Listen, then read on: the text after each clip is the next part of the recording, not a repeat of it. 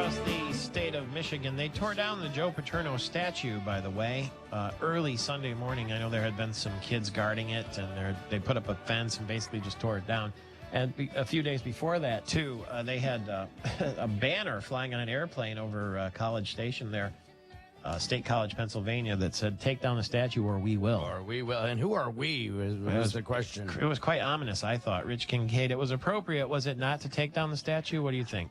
Oh, I think so, but it just the video of the statue removal struck me as somewhat chilling because they wrapped the thing up and it literally looked like they were taking a body out of there, and I just found that off-putting, I guess. But I was thinking about Mike Patrick, this story broke last fall on a weekend, and I was on the air with you, and I mentioned that Paterno would be gone before the week was out. And you're like, no way, it's Joe Paterno. And I says, no, and it turns out he was. But when you look at how far this case has gone since the last fall, Joe Paterno not only gone, I mean, the man is dead now, and now you've got Penn State facing, Sandusky's in jail, and Penn State facing these sanctions, unprecedented sanctions. It's really been remarkable the past 8 months or so.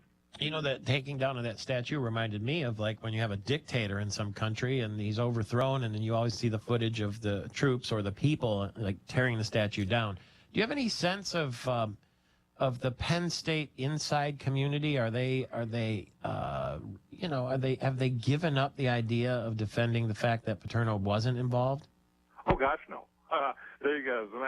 There's an email out there right now from a group of Penn State stalwarts who say that the free commission report, which was so damning to Joe Paterno and to the Penn State athletic department, the university in general, was fraught with error, was faulty, and they think that there was, in a sense, a lack of due process given. In essence, the whole issue with Paterno never was, or to this point, has never been adjudicated in court. So they feel that there are Penn Staters out there that are fight on Penn State and want to continue the battle.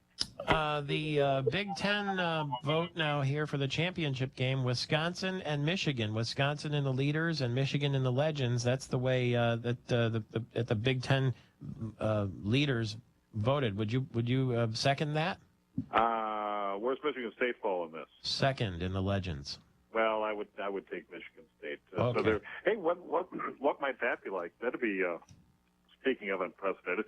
If Michigan and Michigan State were to play in the Big Ten title game, they'd be meeting twice in a year and everything else. Wow, that'd be history making. Well, they can't play in the title game because they're in the same division, right? Well, there we go. The whole leaders and legends things. It's confusing. But is Ohio State? Can they win this year? They're still on ice, aren't they? Most definitely. I mean, I think no, they're still under penalty, right? They can't go to the Big Ten championship this year, can they? Yeah, they can. It was a 1-year suspension. Oh, I thought it was 2 years. Because it would be interesting if the number 1 and number 2 teams in that leaders division were Ohio State and Penn State, and neither one of them can advance. That would be kind of interesting. We're looking forward to your report, Rich, on the British Open coming shortly. We'll get some Tour de France news, too, and you can find Rich at everybodywantstoreadmyblog.com. And on this program, of course, he'll be guest hosting on Friday when I will be in Nova Scotia.